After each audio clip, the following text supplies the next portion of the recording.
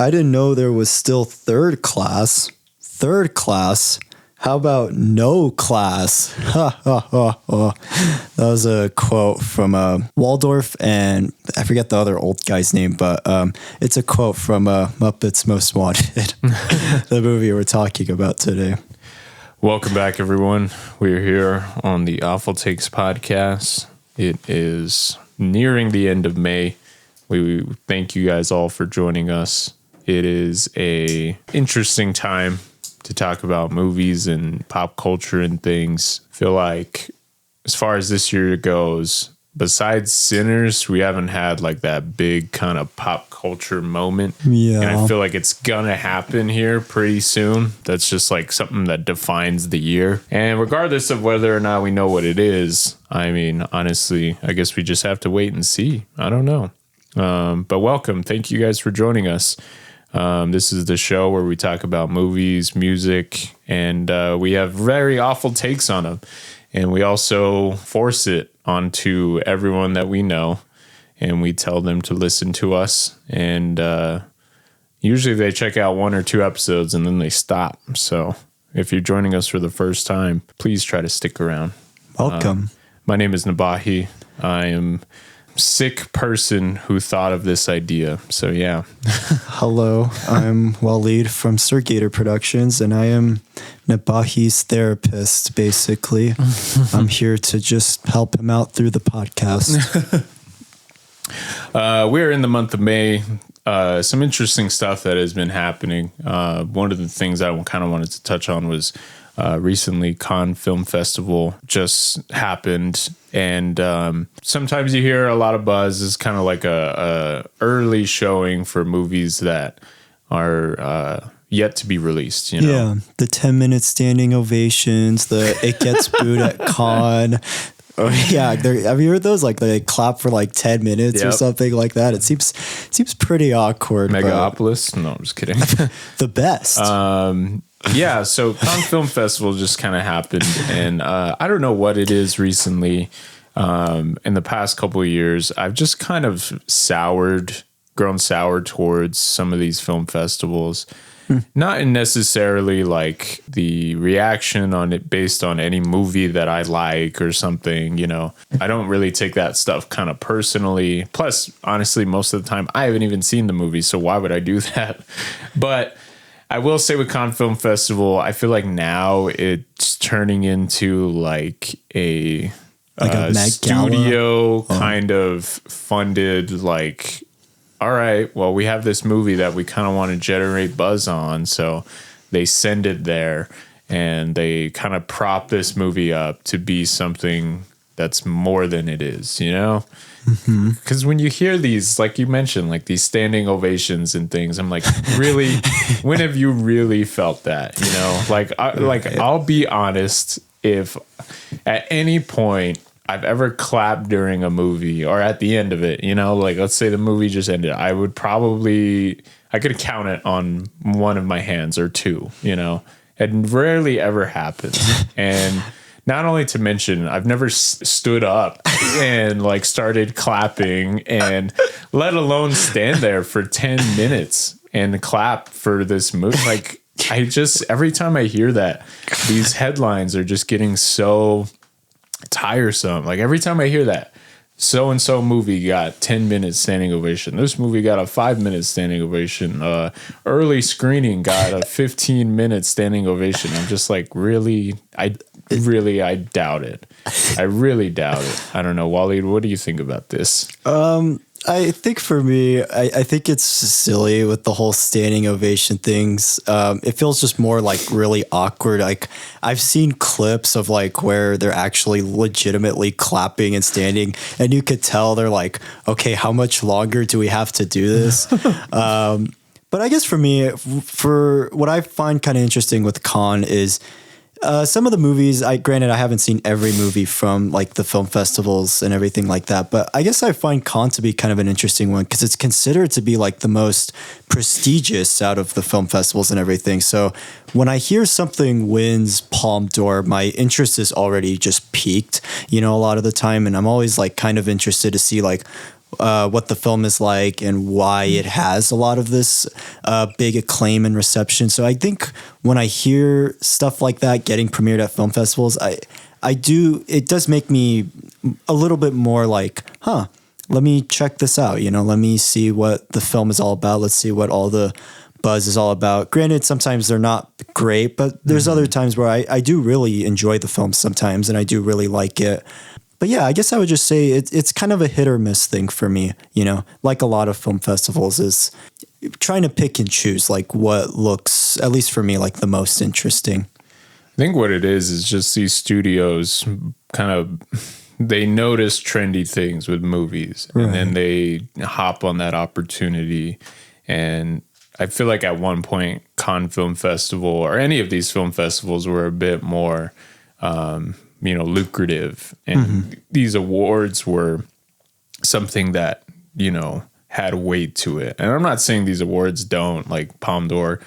I'm not saying that we're there yet. But with the way things are going, and now these big studio movies that cost over $200 million, and now for some reason they're premiering at Cannes Film Festival. Blockbuster stuff. I know, it's always surprising. It's just like, come on. Like, I just feel like they have a marketing budget, and they're like, you know what? Let's allocate some money to premiere it at this film festival, when these two things don't align. Like, blockbusters and art movies, like, rarely do they cross over. And honestly, most of the time when you hear about these standing ovations, I'm like, all right, well, I guess this is the biggest movie in the last 5 years. The fact that it's getting this standing ovation from all these people. And not only to mention, it's one of the most anticipated movies of the year, with general going audiences. Oh, now they're meeting and it's going to cross over. Okay, well, this is going to be big. And then you see the movie and it's just like, clearly that standing ovation was probably paid for. And it's just like, come on, like 9 minutes, 10 minutes, like it's really not giving me optimism when it comes to these type of festivals, And that's the thing. I guess something that bothers me with the industry in general is indie stuff, like art house things. I feel like now there's just a sought after market with that stuff. And I feel like advertisers are noticing it. They're seeing the reaction to movies like this. And rather than have the audience kind of organically create a moment around a movie, they want to falsely portray that, Yeah. Like, I'm seeing this is a little tangent, but I'm seeing ads for this new A24 movie coming out, Bring Her Back. But I'm getting bombarded by these ads that make it feel like we're about to witness a big cultural moment. And maybe we are. Who knows? I don't know. The movie's not out yet. But the way these ads are portraying is just like these art house people exit the movie and they're giving these big reactions of like, this is the scariest horror movie I've ever seen, and it's so visceral and it had a profound effect on me. And I'm just like, why are they doing this? I just feel like it comes across so unnatural, and it just, again, it feels like they're trying to create that kind of moment, Yeah, it's definitely that like viral marketing thing for sure. Yeah. And I guess with A24, that's kind of like what they're most infamous or famous, you could say, for, is trying to do that virality of like, oh, look, people are saying it's the scariest thing, that kind of hype. Silly stuff. Yeah. I'm hearing like good things about it, but I just feel like when you start advertising and doing things towards that just doesn't come across really that genuine, It just feels manufactured, and I'm just like, I can't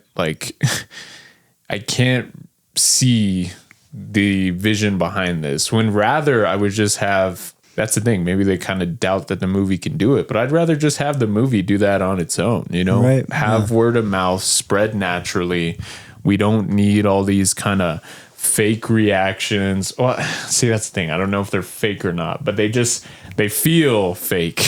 Oh, like those ones like for a lot of the commercials for some horror films where they'll show like the theater reactions where it's like super dark and you just see like their face and everything. It's like that type of marketing. And I guess I can attribute this to the way films seem to be going is catching more virality and trends. You know, they want those moments. They want the Barbenheimer thing. They want to create this stamp on movie culture. But that's the thing with Barbenheimer and all that stuff. It came naturally. That was just something that the audience did on their own. Yeah. And I feel like when you add to that as like marketing or as like a studio, it's just, again, it doesn't come across that natural, you know? And I think also too is like, I think with social media, I think companies and especially distributors are like trying to maybe take more advantage of that, especially because they feel like they can show that to a bigger, wider audience, especially because so many people use Instagram and use Reddit and things like that. So I think also they're going to just start bombarding more and more people with advertisements, with those quote unquote genuine reactions and everything like that. Yeah. I don't know, like, granted, I know that's always the goal of any movie is you want to get money. You're trying to get as many people to see the movie. Exactly. So I understand that. I just feel like when your marketing kind of bleeds out of its own territory, it just starts to, you know, bother, I guess, people like me who are almost like being told what to go watch, you know? Yeah. And like, it's one thing to get like a suggestion from like a friend or something. Yeah. And then it's one thing to just be like bombarded and just, oh, this is the greatest thing. And oh my God, it's this defining moment in movie culture. And it's like, to say that so quickly, like as a movie's coming out, recency I'm just like, bias come on, also, like, give it time. Like, like it's one thing at the end of the year to be like, all right, let me think back, let me look back at the reactions of this piece of media, you know, and let me define it through those metrics, you know, something that is tangible, whether it's views, awards, box office results, like. That's a way better judge of, you know, let's actually examine that moment for a bit, you know, especially with something like Barbenheimer, like how big that was, like an R-rated historical biopic was close to passing $1 billion. Like that's to me is insane. And not to mention it was like 3 hours. I'm like, I have a hard time with those movies. If for some reason other people just, you know, they went to go see it and it was totally surprising. And I think what helped too also was like Christopher Nolan was directing it and Greta Gerwig was directing it. And so already people are like excited about that, you know, and even if you're not, you still have like the Oppenheimer name. Like that's an interesting history thing. And then, you know, Barbie is like a big popular thing with girls. So of course people are going to go and see it. One discussion I'm going to chair for another time, but it's something that I just kind of want to say is these movies are being marketed in that way. They have those moments and things, and, you know, they're trying to, like I said, latch on to the general audience and create something with them that, you know, sustains throughout time. But for some reason, I feel like we aren't there yet. Maybe we are. But it worries me in the future where movies and things might just be created to do that, you know? What if the driving force behind a writer or behind a director is to have moments like that in movies that could quote unquote be viral and be, you know, the clapping, cheering moment. Yeah, like the big moment and everyone needs to go to the theater right now to watch it, you know? So, granted, again, I don't think we're there, but it does worry me in the future what we might see from moments like this, you know? But yeah, I'll table that for another time. One other thing we wanted to mention, and I apologize, we just, this piece of movie news just kind of went on the back burner and I just totally every show forgot to bring it up. Amazon has purchased the rights of the James Bond name and franchise, you know. Nowadays we're living in a different time than we were, you know, 10 plus years ago. with the introduction of streaming and a lot of the popular names when it comes to streaming, now you have your big IPs and stuff. Now, I guess people might say, how do we milk that? For me, I kind of view it as like, how do we extend that? You know, we grab a small offshoot character and how do we give him his own story as like a tie-in? And how do we take that and market that as like an extension of this already well-known franchise? Over the past definitely 5 or 6 years, I feel like we've been seeing that a lot. And we can obviously attribute that to, you know, what the guys at Marvel are doing.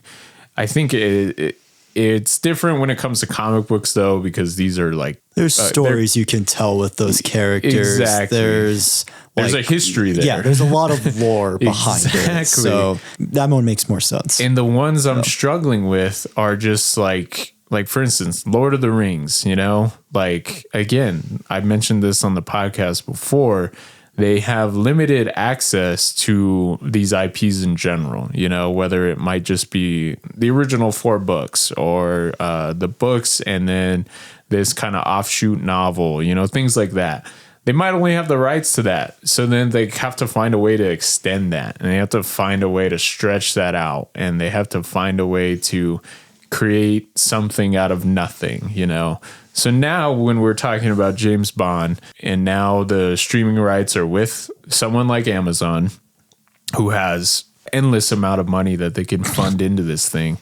What are we going to see? You know, how is that going to come across? Are we going to see a prequel movie about one of the James Bond villains that, you know, is very well loved, but doesn't have like that own concrete story? Are we going to see a young James Bond series? Are we going to see a series about one of the Bond girls, you know?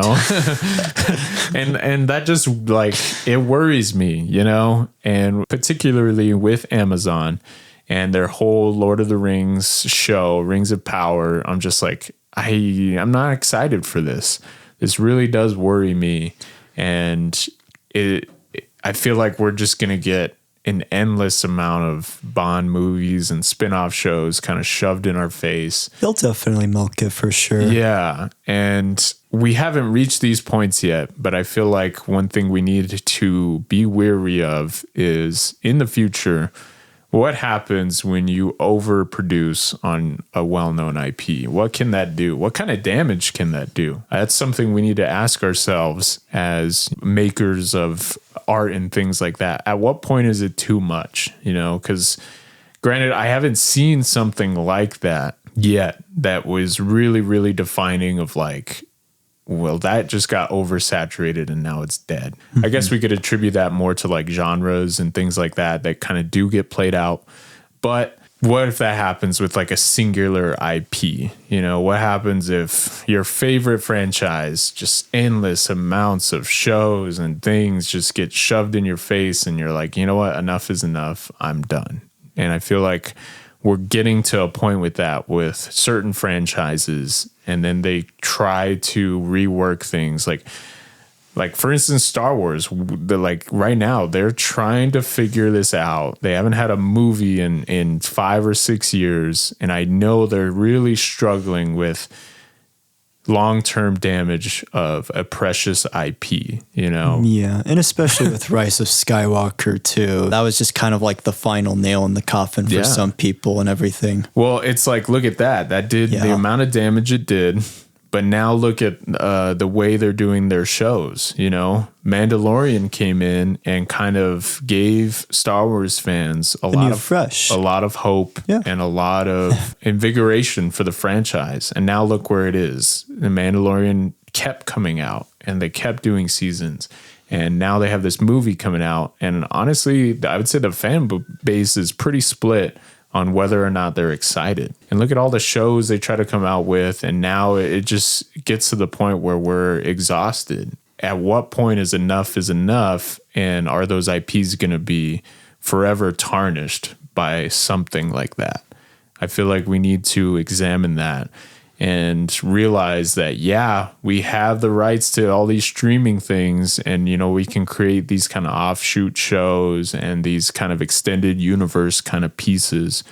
But is that doing more harm than it is good? You know, for me, for instance, like, I thought it was going to be really great. Like, oh, cool, I can watch like a show about Star Wars or about Marvel that kind of holds my interest until the next movie, you know? But now it gets to the point where all these shows are coming out and I'm just like, I can't follow this. Like, I can't keep up. And then you watch some of these shows and they just start to feel the same. Yeah, they all kind of have that same formula of like some of the Marvel movies. And I think for me, it just like after a while, it gets kind of overwhelming because it's like you're having to follow so much lore and characters. That's kind of one of the cons with some of the Marvel shows and everything. It's like, oh, you need some context for when you go to see the next movie or whatever, you know, things like that. Yeah, you now are like required. And that's the thing. That was one of the great things about the Marvel universe through phases 1 and 3. You didn't need all that backstory. Yeah, it helped, but I feel like most of the movies did such a great job of kind of being like a starting point. Yeah, and especially the Avengers ones too, you know, like it was like you didn't really need to see like a Thor movie. You could still understand Thor's character and everything just from that first Avengers movie. Exactly. So granted, I may be feeling a little too existential right now. But these are just some of the ideas that kind of go through my head where you see culture, movie culture, and how it's kind of being shaped right now. Yeah. Like people still kind of talk about it in this way of like streaming is very new and this, but we're kind of getting to the point where streaming, I feel like, is reaching its peak, you know? Yeah. And we might be on the brink of like a collapse almost. I felt like honestly it reached its peak during COVID because especially like, you know, theaters were closed and everything like that. So I think streaming was probably like the biggest thing, you know, to come out because there was so much movies, so much shows and everything like that. And especially the past couple of years, you know, with the properties and everything like that, you know, it's definitely kind of been like a hit or miss thing for sure. And I would say with us as an audience, we are going to be the ones to kind of determine whether or not streaming does kind of kill itself. Again, I'm not trying to sound dark or anything, but it's just like, I don't think studios realize that. I think studios are still in the mindset of, like you said, 5 years ago, you know, let's fund these streaming projects. Let's put like some of these shows, like it's like $20 million an episode or something. That's like insane. You can make a movie for that much money. And they're funding this, like all these different spinoffs and stuff. And again, it's like, for me, every time I hear about new things or I'm on my TV and I see these ads for these shows, I'm just like, stop, you know, like I cannot keep up with all of this. No. But yeah, I guess I'll leave it at that. Let us know what you guys think about those topics that we kind of discussed. I guess we'll see what happens with James Bond. I'm not the biggest James Bond fan. I've only seen like a few of the movies, but I do like Casino Royale. But yeah, I wasn't crazy about the newest one, No Time to Die. But I don't know. We'll see. We're going to have to see where that property kind of ends up, especially with something like Amazon. Amazon spends so much money on things and crazy. It's just all over the place. All right. Wallied, what are we talking about today? All right. So we got a recommendation from me. I recommended Muppets Most Wanted. It is from 2014. And essentially, it's kind of like about the Muppet Gang is finally back together after the first one, because that was essentially what the 2011 Muppets was getting the band back together. So they're all back together finally. However, they end up making a deal with a guy named Dominic Bad Guy, played by Ricky Gervais. And yeah, they end up going on like a crazy kind of world tour and everything like that. However, there's a whole other thing of where a person that looks like Kermit named Constantine basically decides to infiltrate the Muppet gang and everything like that. So Constantine and Dominic Bad Guy can get more of the treasure that they're looking for and everything like that. And it is quite a crazy ride and everything. It is quite a bit messy for sure. I don't think it's like perfect or anything. So I actually saw this film in theaters. My parents took me to see it at the Dollar Theater a long time ago, actually. And I remember thinking it was okay and everything like that. But then I rewatched it recently because I've been obsessed with the Muppets and everything for the past several months and everything like that. And I was kind of surprised how much I liked it a little bit more. I liked just a lot of the jokes in the film. I loved some of the things some of the characters were doing. And honestly, I thought the villain of this was like really hilarious. Constantine specifically, and just like how he would just steal the show every time he was on screen and everything like that. And so, yeah, I don't know. I wouldn't really kind of call this a sequel. I mean, there's kind of little bits and pieces, but it definitely is like its own thing for sure. So yeah, Nabahi, how did you feel with Muppets Most Wanted? I guess first of all, I'm not a big Muppets person. I'm not going to pretend like I grew up with this franchise or anything. It was more kind of offhand moments where I would see, the movies and things like that. But I will say I did see obviously the one that came before this, which was kind of like this reboot and thing, which I really enjoyed. That one is very, very emotional. It's got a lot of heart in it. It's really great, And then with this one, I feel like this one is very much like a kind of different interpretation, but it's still, I don't know. I think with this one, it's very humorous. A lot of the jokes were landing for me. I found myself laughing and honestly kind of bewildered that I wouldn't see a lot of these jokes kind of coming, Yeah. And it's so funny because it's like this movie's very on the nose. It's very, it's not shy about what it wants to be. Yeah. Yet I still couldn't place it. I couldn't place some of the humor and when it was going to happen or how it was going to happen. Yet when I would watch it, I was like, oh, wow, like that was actually really funny, And I don't know. I kind of walked away with this movie liking it almost to the same degree as that first one, but maybe just in like a different way, Yeah. And I don't know if people kind of watched this movie and was expecting maybe something maybe that had a little more emotional beats, maybe had a little bit more kind of weight to it. But I just don't find the absence of emotion as like a detriment, I don't either. And I think that's what's so fascinating with this follow-up, because it's definitely more in line with the Great Muppet Caper from the 80s, where it's very over the top. It's very not taking itself super seriously. It's definitely more of like a spy kind of action-y kind of film, and I kind of appreciate that so much, where it does lean into the more like goofier side of the Muppets that I really love and everything like that. I mean, just even in the beginning, I love that it just takes place literally like right after the first one, where like all like the people from like the climax of that first one, they're just like all gone and everything like that. And they just go into like this ridiculous like musical number about how they're making a sequel and everything like that. I thought that was like really funny. And I would just say overall, I think the musical numbers are easily one of my favorite things about this film. And that's one thing that I think the Muppets in general has always been really great with is musical numbers in their films. One of my personal favorites is the one with the detective, the guy from Modern Family, funny enough. He's like a French detective, and Sam the Eagle, and they're doing this really goofy, like kind of jazzy musical number where they're interrogating everybody. And I just thought that whole part was so funny. Lyrically, it's great and everything. And I just love the humorous side of that number. And then the one at the end too with Miss Piggy and which took me by surprise. Celine Dion's like also there and everything, and I love it so much. It's just like, wow, it's like kind of emotional but also kind of silly, and it balances the both really, really well. So how did you feel with a lot of the musical numbers in this? I did enjoy a lot of the musical numbers. They're very catchy. A lot of humor was involved a lot of them, and I don't know, I feel like they aided a lot to the narrative and everything.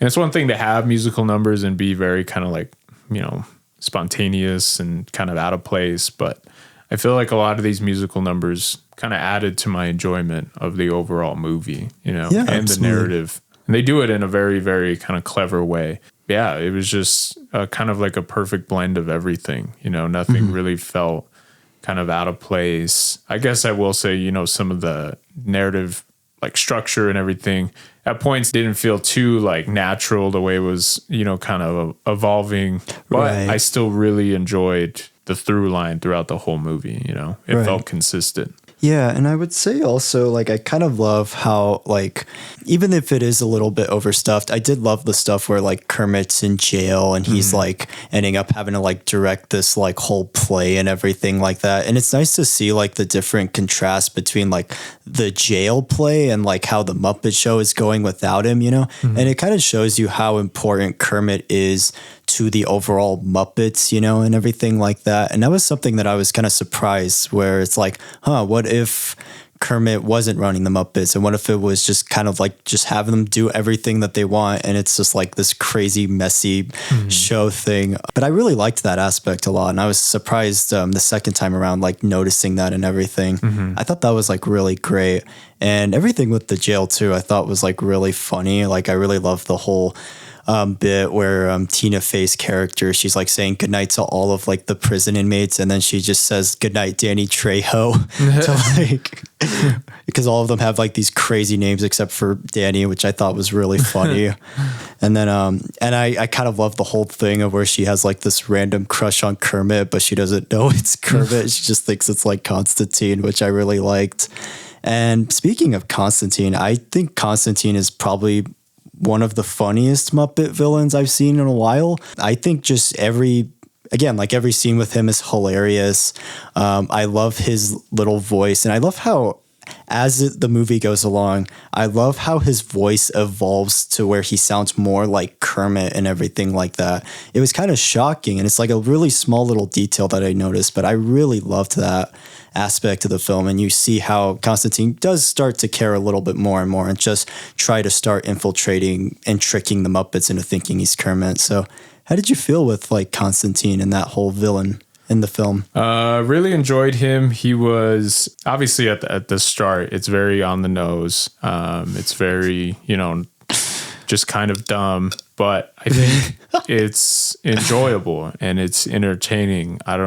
Some people might kind of view it and be like, they don't like how meta the humor is or things like that. But I don't know. I feel like that was like one of the aspects I enjoyed with Constantine and everything. It's like, it's Muppets, I don't need some kind of crazy, realistic portrayal or anything, or I don't need the villain or whatever to be done in like this super smart way. Because at the end of the day, they're Muppets, like you don't need that type of stuff. And I think maybe people's expectations, they felt kind of simmered a little bit by, they're just kind of doing stuff that's kind of just on the nose, or childish, I guess you could say, exactly. Which I could see that. Yeah. But I feel like it uses it more to its advantage rather than it being like a crutch to the film, which I also just really appreciate. Yeah.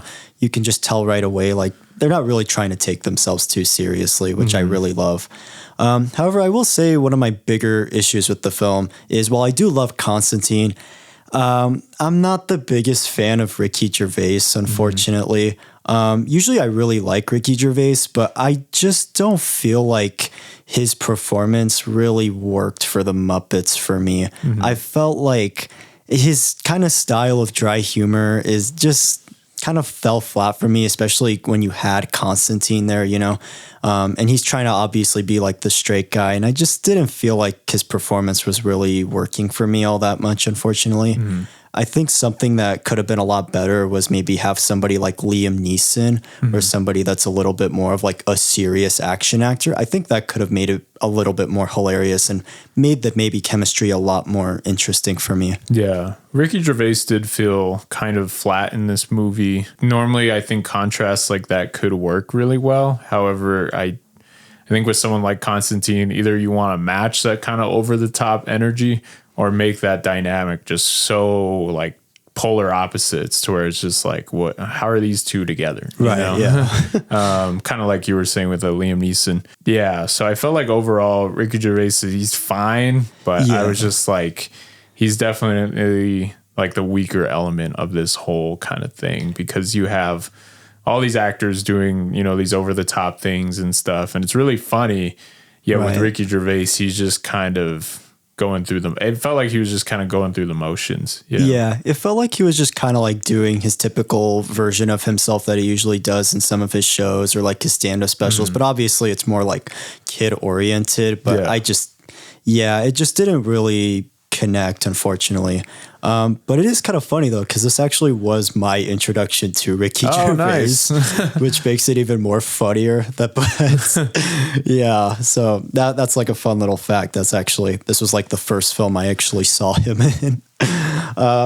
So yeah, and then I also, one other thing I like really picked up on that I really loved is I love how like each country they go to is like, they sing the Muppet Show theme in like a different language and everything like that. Like they go to Germany for the first one, and then they go to Spain, and they have like the different costumes, and like they sing it in like the language that it's in. I thought that was a really cool and funny, like fun little detail of just how they changed the Muppet Show for like a different language and different country and everything like that. Celebrity cameos for me, I'm like sometimes kind of iffy on, because I feel like it can be distracting, but I don't know what it is. For the Muppets, it's just like, I never feel distracted with it. It just feels like normal, you know, even if it can be absurd at times. I really love, like, I will say it is a bit more hit or miss in this film with the celebrity cameos. I'll get into some of the ones I don't really like in a second. Oh, Lordy.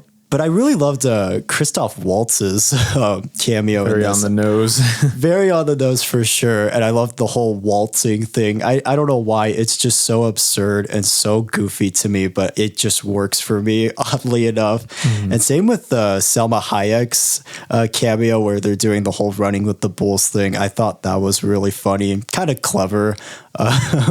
Even if a bit goofy, but yeah, I really love those ones. And then James McAvoy actually has a really small, tiny cameo in this too, where he's like the UPS guy. And they're showing off like the badges and everything like that. Yeah, I thought that was really funny. However, I will say the cameo I was not expecting was, which is one of my bigger problems is Diddy shows up in this. I know the movie's called Muppets Most Wanted, so I guess it was ahead of its time a bit in that sense, but very shocking. Yeah. He's gambling with the Muppets. And it's funny too, because at the end he's like on the ice wall and everything. I'm like, it's some interesting foreshadowing there. Very shocking. I just couldn't believe it. Well, okay. For me, this is what doesn't work. Is like, I don't, it just doesn't work for me. Why would you get him out of all of the other cameos and celebrities that you could get for the Muppets? Like, he just feels so out of place in this movie that it's still aged worse, but even when you watched it, you're like, wait, what? Like, what's he doing there, you know? Yeah, how did you feel with... I think for me, like, with some of these cameos, like, I like the ones that are just kind of meant for, like, humor and things.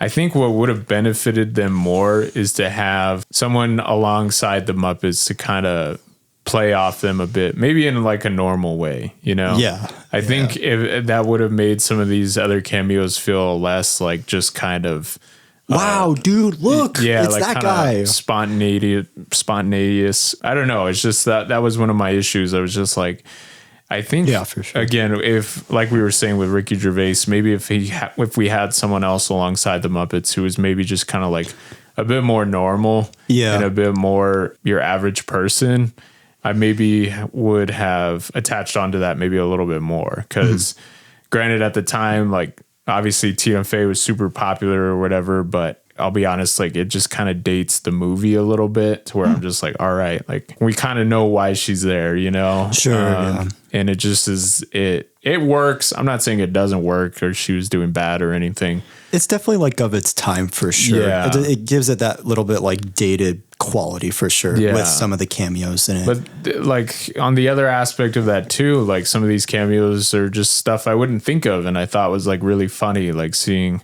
Ray Liotta in it. I was just like, oh, that's kind of funny. He's just there. Usher was my personal favorite one. Yeah. I really loved that. There was just like a lot of just kind of on the nose stuff, but I think you needed that kind of other human character to make a little bit more of the human interaction, less just kind of random. Just like, oh, here's this actor, here's this actress, here's this famous person, you know. It's just like by the end of it you're just kind of like, yeah, it's cool and everything, but it just felt very kind of one note and kind of random. For sure. But again, I think that's just if Ricky Gervais was someone else and did maybe a little bit of a better job, probably I wouldn't be thinking in that way, you know? Yeah. And I think what worked a lot with the 2011 Muppets film was Jason Segel and Amy Adams, you know, because you did have like a bit more character development with them. They were obviously more like the straight people in this wacky world that they were going on and the wacky adventure and everything like that.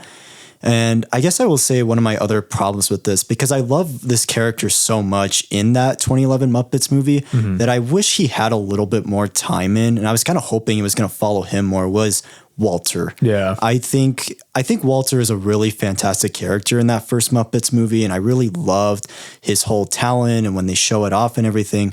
However, he doesn't really do much in this movie. I mean, not even until like the second half where him and Fozzie go on like the adventure to go like save Kermit from the jail and everything. And I guess it would, for me, I think it would have been better in maybe the first half to show like, okay, this Muppet show isn't really working. You know, everybody's getting their chance to shine with their talents. However, Walter is getting just kind of put on the back burner, you know, and maybe then have that be like the main conflict of the first half and then work your way towards it in the second half.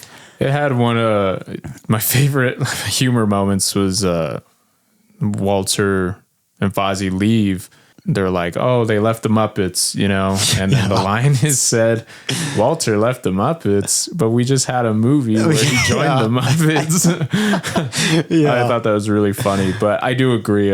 Walter did feel just kind of in the background until that second half, which like, I get it. But maybe it might have helped a little bit if from the start, Walter's just kind of still continuing on, especially because the movie literally picks up right at the end of the last one. Yeah, exactly. And some people might kind of see that shift to where it's like, wait, what about Walter? Like he was this whole driving force in this other movie, you know, now we're here in this basically continuation. Right. Why is he not more prevalent, you know? Exactly. But yeah, that was one of my favorite lines. I love the whole bit too of like where Walter and Fozzie find out that like Constantine is they find out his true identity with like the like avocado or whatever it was. It's kind of funny. It ties into what we were saying in the intro movie news, but there's this moment where Ricky Gervais, we find out that he's been paying for these audience members, paying for these critics. I didn't even think about this till now, but he goes up to this critic and he's like basically going to buy him out. And he's like, you can't buy me out. I'm a journalist. And he's all, just kidding. Cash or credit, you know? And it's funny too, because it's Hugh Boneville and I love him so much. I thought his cameo was great. And I love the whole interplay with the CIA and the Interpol. I thought those two were great. They were so funny. Their chemistry is fantastic. And again, like I was mentioning, I love that whole badge bit where they're just trying to show off who has the bigger badge. Yeah. And Ty Burrell, like he plays like the French Interpol officer. He just gives so many hilarious moments. He does. I love the whole thing with his small little car. Yeah. Or he has these like excuses for he's like, oh, it's time to have lunch. It's a 6-hour lunch. Yeah, and then I love the bit at the end where they're like about to catch him, and they like catch him, quote unquote, but they got like the wrong guy, and he's all right, time to go on vacation. And his whole family is there, and he just has like a different suit on. That's funny. I love it so much. His comedic timing is hilarious in the film. Yeah, I love it. He's a really, really great comedic actor for sure, and he honestly just fits the Muppets so well. Yeah, it was really good. One of the things I wish maybe was a little better, I feel like these kind of side plots and everything, I wish they kind of tied together, maybe felt a little bit more uniform, you know? Yeah, for sure. Maybe that could kind of lend to some of like, you know, the criticism that this movie does feel kind of messy and things. Yeah, it is a little overstuffed for sure. You are following a lot of characters, and I think for maybe like first time viewers, it can be pretty overwhelming to watch. Yeah. But overall, I really enjoyed it. There was a lot of great humor in it.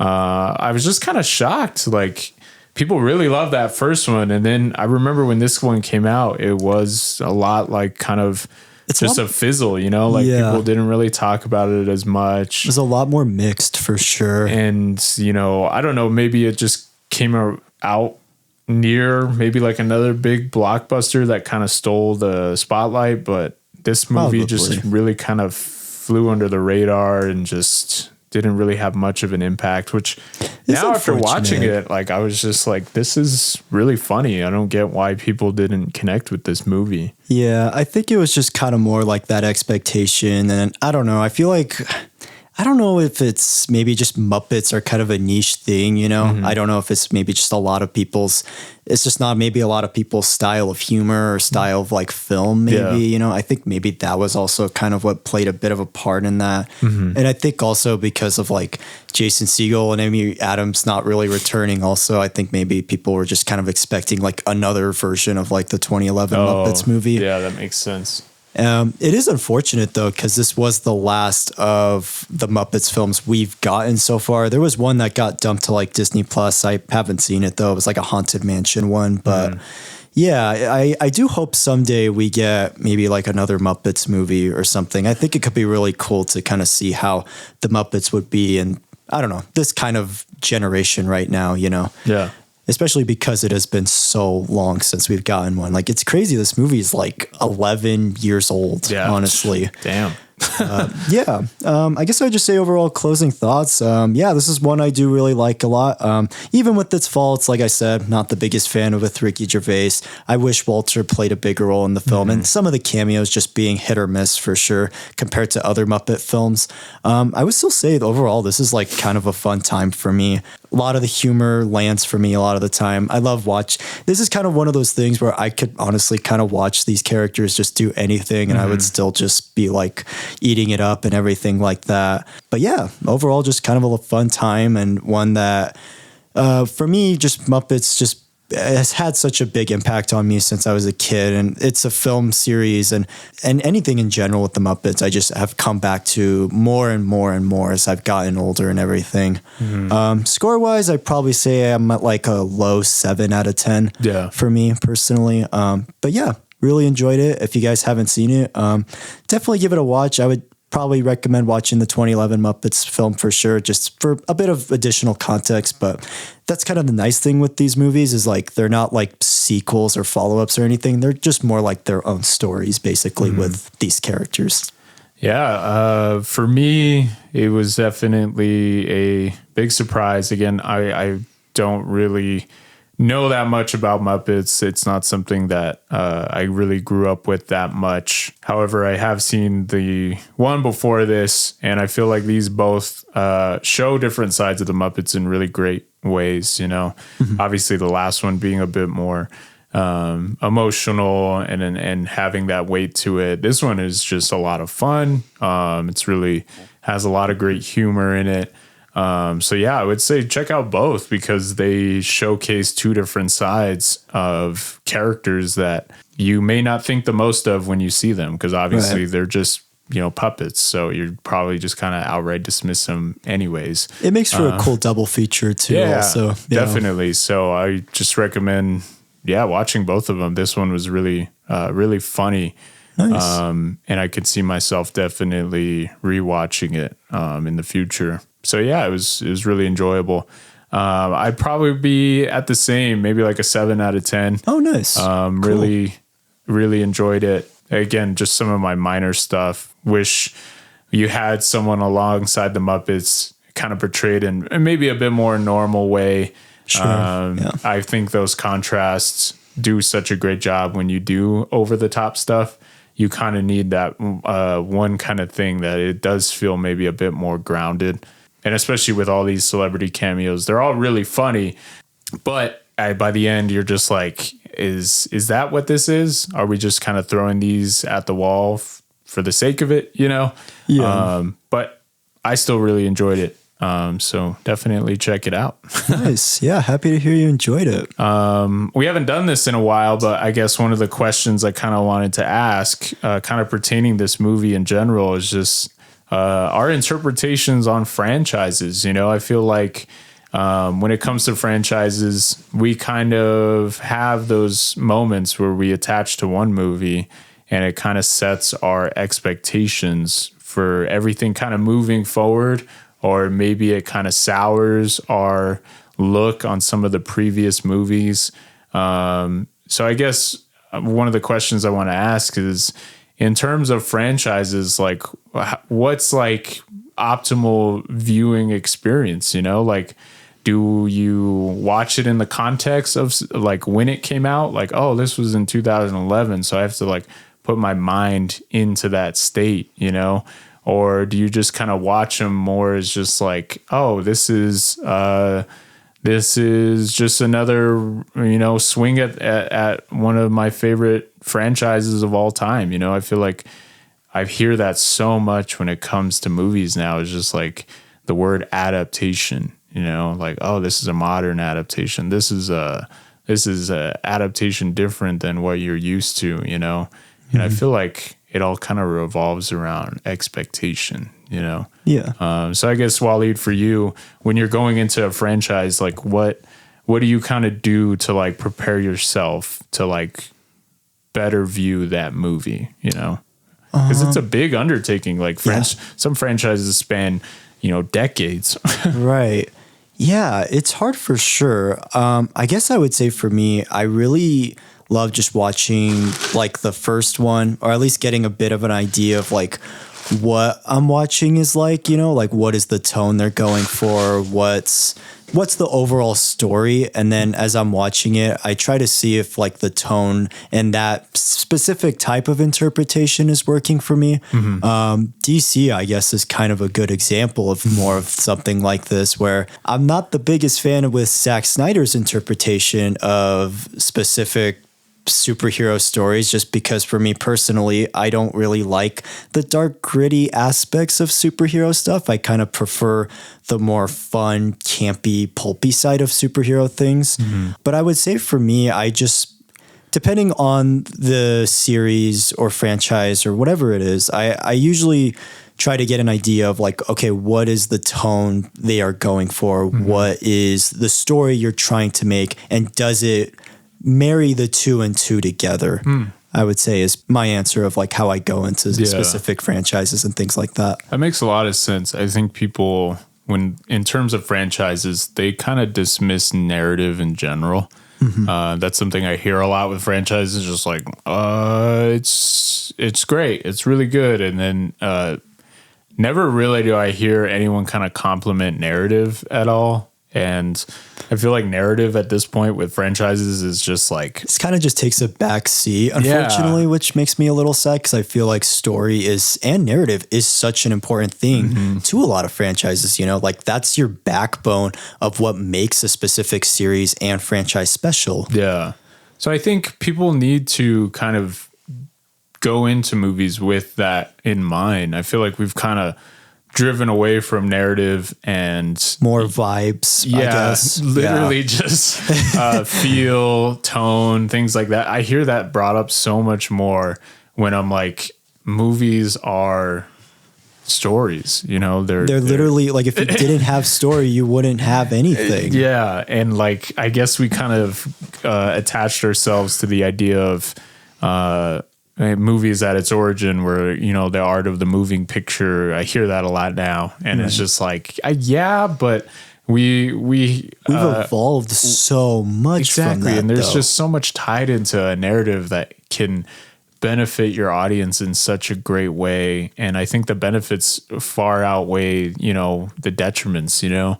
And I like, for instance, like with some of the like newer movies coming out, like let's just use Mission Impossible.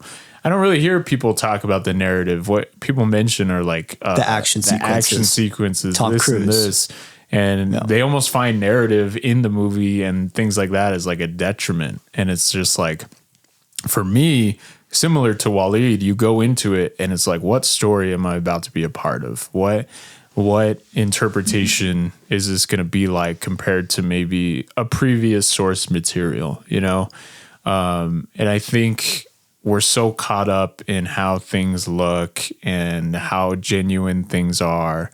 And they don't tie, you know, what's going on to the story, you know, kind of like how you were saying, that's something we need to do when you're watching, for instance, this Muppets movie and the narrative is all over the place and it's, you know, over the top and everything. It matches what you're seeing because all these things. It's not taking itself super seriously. Exactly. Yeah. And I feel like people really shoot themselves in the foot because they attach to maybe one movie in a franchise or a show or whatever. And then that just defines their expectations. You know? Right.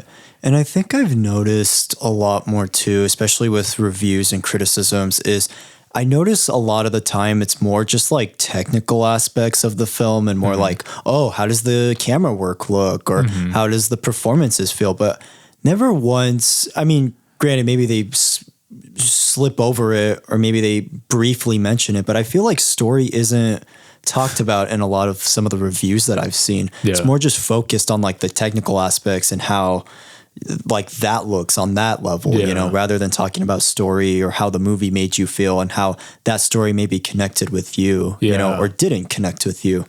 That's very true. I don't know if we're in like we're about to be in like a different era of movies. It's not that I don't mind it, but for me, visuals and things like that don't make up for lack of story. You know, never has that ever happened. Like I can see some of the greatest visuals of all time and I could be in total awe, but at the end of the day, I need that story to justify everything, you know? Yeah. Because at that point, it's like I might as well just go see a fireworks show, you know, if I'm all about the visuals. Well, you can see a demo reel. Exactly.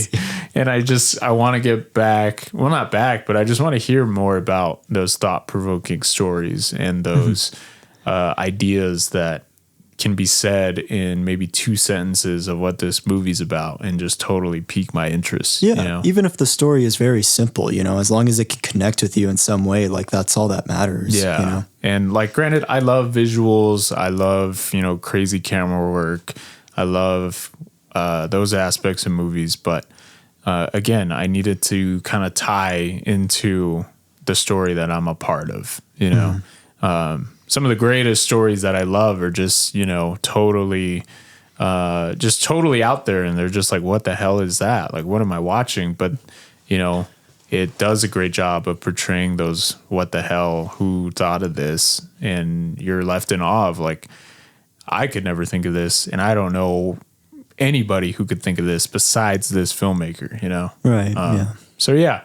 That was just something that I thought I'd ask because I know with this movie in general, people are kind of torn between the last one and this one. Yeah. And I'm just like, it's very mixed for sure. It doesn't have the best reputation. It definitely is one of the more black sheeps of the Muppets catalog and everything like that. So, yeah. All right. Thank you guys for joining us on this episode. Thank you. I've been going back and forth with my next recommendation. However, if everything kind of lines up right, we are still in the month of May. We are, cusp of summer blockbusters and everything. Obviously, the thought that comes to mind with all these movies coming out for me is action movies. Action movies are just amazing. It's what really kind of got me into movies, was seeing Indiana Jones as a kid, seeing Star Wars and seeing all these crazy stunt works and things.